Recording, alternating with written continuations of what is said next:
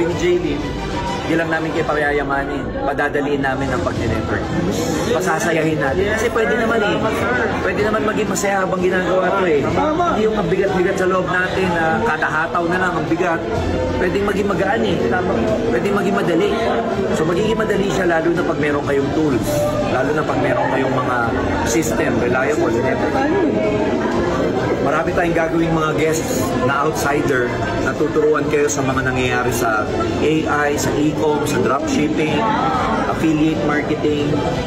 Ang pinakagusto namin mangyari sa inyo lahat, maging content creator kayo. Para kayo na yung maging artista. Hindi na tayo kukuha ng artista. Hindi na tayo kukuha ng billboard. Ang mismong magpo-promote na, kayo na mismo. Tuturuan namin kayo maging content creator at professional ang magtuturo sa inyo paano maging content creator. Kaya nga tayo may mga live selling area dyan eh. Kaya nga tayo may green screen dun eh. Para pagka nagko-content kayo, dito na. Isipin nyo mabuti kung, halimbawa meron kang 500 na downlines.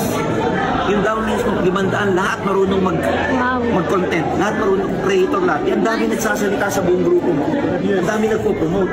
Ang daming nag-boosting. Ang daming nag-a-add. Na siya mismo, yung content creator. Hindi na natin kailangan kung gumamit ng mga kung sino-sinong influencer. Kasi pag tumagal ka sa pagiging content creator, sooner or later, ikaw na yung influencer.